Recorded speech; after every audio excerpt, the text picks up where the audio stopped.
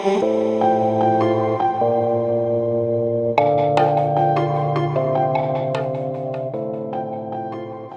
ദൈവത്തിന് മഹത്വം ഉണ്ടായിരിക്കട്ടെ. വീണ്ടും പ്രഭാതത്തിലേക്ക് അവർക്കും സ്വാഗതം. 2 രാജാക്കന്മാർ 5-ാം അധ്യായം അതിൻ്റെ 15-ാം വാക്യം.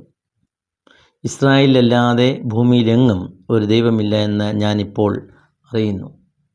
സിറിയയിലെ സർവ്വസൈന്യാധിപനായ നയമാൻ, അദ്ദേഹം വിശ്വാസം ഏറ്റുപറയുന്നതാണ്. ഒരു വിശ്വാസ പ്രഖ്യാപനമാണ്. ഇസ്രായേലിലല്ലാതെ വേറൊരു ദൈവമില്ല എന്ന് ഏറ്റുപറയുകയാണ്. അതിന് കാരണമാകുന്നത് അവരുടെ വീട്ടിലെ ഒരു അടിമ പെൺകുട്ടിയാണ്. വീട്ടുവേലയൊക്കെ ചെയ്യുന്ന ഒരു ഇസ്രായേലിയ ബാലിക. നയമാൻ അരാം രാജാവിൻ്റെ സേനാപതിയാണ്. അദ്ദേഹത്തിൻ്റെ വീട്ടിൽ ഒരു വേലക്കാരി ആയിട്ട് അരാമ്യ കവർച്ചപ്പടയിൽ നിന്ന് വിലയ്ക്ക് വാങ്ങിയതാണ് ഒരു കൊച്ചു പെൺകുട്ടി. അവൾ ഇസ്രായേലിയക്കാരത്തിയാണ്. അവിടുന്ന് ഈ അരാമ്യ കവർച്ചപ്പട പിടിച്ചുകൊണ്ടുവന്ന് ഇങ്ങനെ അടിമയ്ക്കായി വിറ്റതാണ്. അടിമവേലയ്ക്കായി ഈ നയമാൻ്റെ വീട്ടിൽ വിറ്റതാണ്. അപ്പം ആ നയമാൻ്റെ ഭാര്യ ഇവളെ ശ്രദ്ധിച്ചു, ഈ കൊച്ചു പെൺകുട്ടിയെ. മുൻപ് ഒക്കെ ആ വീട്ടിൽ വേല ചെയ്തിരുന്ന മറ്റ് പെൺകുട്ടികളിൽ നിന്നൊക്കെ വ്യത്യസ്തമായി ഇവൾ അടുക്കും ചിട്ടയോടെ അവളെ ഏൽപ്പിച്ച കാര്യങ്ങളൊക്കെ ചെയ്യുന്നു. നല്ല വെടുപ്പും വൃത്തിയുമുണ്ട്. അതുകൂടാതെ അവർ പറയുന്ന എന്തും ഒരു അനുസരണയോടെ, ഒരു ദേഷ്യമോ പരിഭവമോ ഒന്നുമില്ലാതെ അവൾ ചെയ്തു തരുന്നുണ്ട്. അതുപോലെ സമയം കിട്ടുമ്പോഴൊക്കെ അവൾ വിശ്വസിക്കുന്ന ദൈവത്തെ ആരാധിക്കാൻ സമയം കണ്ടെത്തുന്നുണ്ട്. എപ്പോഴും ഒഴിഞ്ഞു മാറി ഇന്ന് സമയം കിട്ടുമ്പോഴൊക്കെ ദൈവത്തെ ആരാധിക്കുന്നത് കണ്ടു. അപ്പം അങ്ങനെ നയമാൻ്റെ ഭാര്യ ഇങ്ങനെ അവളെ ഒത്തിരി ഇഷ്ടമായി ചോദിക്കുകയാണ്, നീ ആരാധിക്കുന്ന ദൈവം ആരാണ്? ഞങ്ങൾ റിമ്മോൻ ദേവനെയാണ്, ആ മലമുകളിലുള്ള റിമ്മോൻ ദേവനെയാണ് ഞങ്ങൾ ആരാധിക്കുന്നത്. നീ ആരാധിക്കുന്ന ദൈവം ആരാണ്? അപ്പോൾ അവൾ പറയാണ്, ആകാശത്തെയും ഭൂമി സൃഷ്ടിച്ച യഹോവയായ ദൈവത്തെയാണ് ഞങ്ങൾ ആരാധിക്കുന്നത് പറയുകയാണ്. അപ്പം അത് കഴിഞ്ഞിട്ട് ആ ദൈവത്തെക്കുറിച്ച്, ആ ഇസ്രായേലി ചരിത്രത്തെക്കുറിച്ച് ഒക്കെ അവളോട് ഈ നയമാൻ്റെ ഭാര്യയോട് കാര്യം പറയുന്നുണ്ട്. അങ്ങനെ പറഞ്ഞ് ഒത്തിരി ഇഷ്ടമായപ്പോൾ ഹൃദയം കൊണ്ട് അടുത്തു. അപ്പോൾ ഹൃദയം തുറക്കുകയാണ്. അപ്പോൾ ഹൃദയം തുറന്ന് പരസ്പരം എല്ലാ കാര്യങ്ങളും പറയുമ്പോൾ ഈ നയമാൻ്റെ ഭാര്യ വളരെ വിഷമത്തോട് പറയുകയാണ്, ഞങ്ങൾക്കെല്ലാം ഉണ്ട്, ഞങ്ങൾക്ക് വേലക്കാരുണ്ട്, ഞങ്ങൾ സമ്പത്തുണ്ട്, എല്ലാമുണ്ട്. പക്ഷേ ഞങ്ങൾക്കൊരു വിഷമമെന്ന് പറയുന്നത് എൻ്റെ ഭർത്താവിന് നയമാന് കുഷ്ഠം ബാധിച്ചിട്ടുണ്ട് എന്ന് പറയുന്നുണ്ട്. അപ്പോൾ ഇത് കേട്ടപ്പോൾ ഈ കൊച്ചു പെൺകുട്ടിക്ക് വളരെ വിഷമമായി. അവൾ പ്രാർത്ഥിക്കുന്നുണ്ട്. എന്നിട്ട് അവളൊരു കാര്യം പറയുന്നുണ്ട്. ഇസ്രായേലിൽ ഒരു ദൈവപുരുഷനുണ്ട്, എലീശ എന്നാണ് അദ്ദേഹത്തിൻ്റെ പേര്.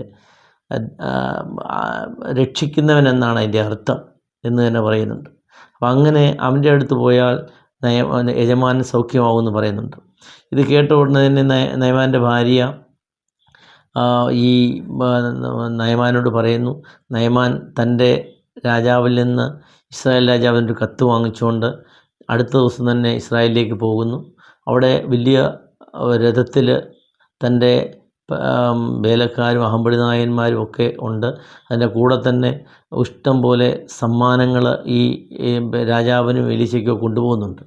അങ്ങനെ എലീശയുടെ വീട്ടുവാതിൽക്കൽ എത്തുമ്പോൾ ഈ നയമാൻ കരുതുന്നത് ഈ ഉടനെ നമ്മുടെ ചുറ്റുപാടുള്ള ആൾ ദൈവങ്ങളൊക്കെ കാണിക്കുന്ന പോലെ ഈ സമ്മാനങ്ങളൊക്കെ വാങ്ങിച്ചുകൊണ്ട് ഈ എലീശ ഇറങ്ങി വന്നിട്ട് അനുഗ്രഹിച്ച് ഇപ്പോൾ സൗഖ്യമാക്കി വിടുമെന്നുള്ളതാണ് കരുതിയത്. പക്ഷേ എലീശ ഇറങ്ങി വന്നില്ല എന്ന് മാത്രമല്ല, ആ ഒരു വേലക്കാരനെ, തൻ്റെ ബാല്യക്കാരൻ ഗേഹസിയെ പറഞ്ഞു വിട്ടിട്ട് പറയുകയാണ്, നീ യോർദാൻ നദിയിൽ പോയി 7 പ്രാവശ്യം മുങ്ങിക്കുളിക്കണം. ഇത് ഈ നയമാന് ദേഷ്യമായി. കാരണം അദ്ദേഹം ചോദിക്കുന്നുണ്ട്, ഇവിടെ അരാമിലെങ്ങും നദിയില്ലാത്ത പോലെ ഇവിടെ വന്ന് കുളിക്കേണ്ട കാര്യം എന്താണ് എന്ന് ചോദിച്ച് ദേഷ്യപ്പെട്ട് പോകാൻ തുടങ്ങുമ്പോൾ അദ്ദേഹത്തിൻ്റെ തന്നെ ഭൃത്യന്മാർ അനുനയിപ്പിച്ച് ആ എലീശ പറഞ്ഞ പ്രകാരം യോർദാൻ നദിയിൽ പോയി കുളിക്കുന്നുണ്ട്. അപ്പോൾ സൗഖ്യമായി കഴിഞ്ഞപ്പോൾ ആ സൗഖ്യമായ സന്തോഷത്തോടെ ദൈവത്തെ സ്തുതിച്ചുകൊണ്ട് ഈ എലീശയുടെ മുമ്പിൽ ഒന്ന് മുട്ടുകുത്തി പറയുന്നതാണ്, ഇസ്രായേലിൽ അല്ലാതെ ഭൂമിയിലെങ്ങും ഒരു ദൈവമില്ല എന്ന് ഞാൻ അറിയുന്നു. ഇനി മേലാൽ ഞാൻ ആ ദൈവത്തെ ആരാധിക്കുമെന്ന് വിശ്വസിച്ചേറ്റ് പറയുകയാണ്. പ്രിയമുള്ളവരെ, സത്യദൈവത്തെ അറിയാതിരുന്ന ഒരു കുടുംബം മുഴുവൻ, ആ കുടുംബം, അവരുടെ ഭൃത്യന്മാർ, അവരുടെ അഹമ്പടി നായന്മാർ എല്ലാവരും സത്യദൈവത്തെ അറിഞ്ഞ് സത്യദൈവത്തേക്ക് തിരിയുവാൻ കാരണമായത് ചെറിയ ഒരു പെൺകുട്ടിയാണ്. അവരുടെ വീട്ടിലെ അടിമവേല ചെയ്യുന്ന ഒരു പെൺകുട്ടി. നോക്കണേ, നമ്മുടെ സാഹചര്യത്തിൽ ഇരുന്നുകൊണ്ട് തന്നെ ആ പെൺകുട്ടി അവൾക്ക് ചെയ്യാവുന്ന സുവിശേഷം ചെയ്യുകയാണ്. പൗലോസ് പറയുകയാണ്, എൻ്റെ ബന്ധനം സുവിശേഷ അഭിവൃദ്ധിക്ക് കാരണമായെന്ന് പറയുന്നത് പോലെ ഈ പെൺകുട്ടിയുടെ ചെറിയ ചെറിയ അവൾക്കറിയാവുന്ന കാര്യങ്ങൾ അറിയുന്ന ദൈവത്തെ പറഞ്ഞു കൊടുക്കുകയാണ്. എലീശ എന്ന് പറഞ്ഞാൽ രക്ഷിക്കുന്ന ദൈവമെന്നാണ് എൻ്റെ അർത്ഥമെന്ന് പറഞ്ഞു കൊടുത്ത് ആ രക്ഷിക്കുന്ന ദൈവത്തെ ഇവർക്ക് കാണിച്ചു കൊടുക്കുകയാണ്. പ്രിയമുള്ളവരെ, നമ്മുടെയൊക്കെ ജീവിതത്തിലും ഏത് സാഹചര്യമായിക്കോട്ടെ, ഇതുപോലെ പ്രയാസത്തിലും ദുഃഖത്തിലുമൊക്കെ ആയിരിക്കുമ്പോൾ അവർക്ക് വേണമെങ്കിൽ, ആ കുട്ടിക്ക് വേണമെങ്കിൽ വലിയ വിഷമത്തോടും പ്രയാസത്തോടും അങ്ങനെ നിരാശയായിരിക്കാൻ പറ്റും. പക്ഷെങ്കിൽ അവളെ ഏൽപ്പിച്ച ബുദ്ധിമാനും കാര്യസ്ഥനുമായ ഒരു വേലക്കാരനെ പോലെ, ഒരു കാര്യസ്ഥനെ പോലെ അവളെ ഏൽപ്പിച്ച പണിയൊക്കെ ചെയ്ത് സത്യസന്ധതയോടെ ഇതെല്ലാം മറ്റുള്ളവർക്ക് പ്രീതിയായി അവളുടെ ആരാധനാ ജീവിതം, ദൈവം അവിടെ കൂടെ ഉണ്ടെന്നുള്ള ബോധ്യം, ഇതെല്ലാം അവൾക്ക് അനുഗ്രഹത്തിന് കാരണമായി. അതായത് കയ്പിൽ നിന്നും മധുരം എങ്ങനെ ഉളവാക്കാമെന്ന് ദൈവം അവിടെ കാണിക്കുകയാണ്. ആ ദൈവത്തിലൂടെ അവിടെ നമ്മൾ കാണുകയാണ്, ദൈവത്തിന് ഒരു കയ്പിനെ മധുരമാക്കാൻ കഴിയുമെന്നുള്ളത്. അവിടെ കയ്പേറിയ ജീവിതത്തെ അവിടെ ദൈവം മധുരമാക്കിക്കൊണ്ട് അവളിലൂടെ ഒരു കുടുംബം മൊത്തം ദൈവത്തിലേക്ക് തിരിയാണ്. നമുക്കും നമ്മളെ ആയിരിക്കുന്ന സാഹചര്യത്തിൽ മറ്റുള്ളവരെ ദൈവസന്നിധിയിലേക്ക് തിരിക്കുവാൻ നമുക്ക് കഴിയണം. അത് ഏത് സാഹചര്യമായിട്ട്, അടുക്കളയിൽ ജോലി ചെയ്യുമ്പോഴായിക്കോട്ടെ, അല്ലെങ്കിൽ വിദേശ ജോലി ചെയ്യുമ്പോൾ ആയിക്കോട്ടെ, ആവുന്ന സാഹചര്യങ്ങളൊക്കെ ആ രക്ഷിക്കുന്ന ദൈവത്തെ നമുക്ക് കാണിച്ചു കൊടുക്കും, മറ്റുള്ളവർക്ക് കാണിച്ചു കൊടുക്കണം. അങ്ങനെ അനേകരെ സത്യവിശ്വാസത്തിലേക്കും ദൈവത്തിലേക്കും തിരിക്കുവാൻ നമുക്ക് കഴിയണം.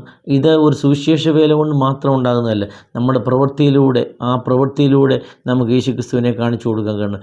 യേശുക്രിസ്തു എന്ന പ്രവൃത്തികളൊക്കെയും കർത്താവ് തന്നെ പറയുന്നുണ്ട്, നല്ല പ്രവൃത്തികളെല്ലാം, നിങ്ങൾ ഈ നല്ല പ്രവൃത്തികളൊക്കെ ദൈവത്തെ മഹത്വപ്പെടുത്തുന്നതിനാണ്. അതുകൊണ്ട് നമ്മുടെ പ്രവൃത്തിയിലൂടെയും നമ്മുടെ വാക്കിലൂടെയും പ്രവൃത്തിയിലൂടെയും ഒക്കെയും ദൈവത്തെ നമുക്ക് മറ്റുള്ളവർക്ക് കാണിച്ചു കൊടുക്കുവാൻ കഴിയട്ടെ.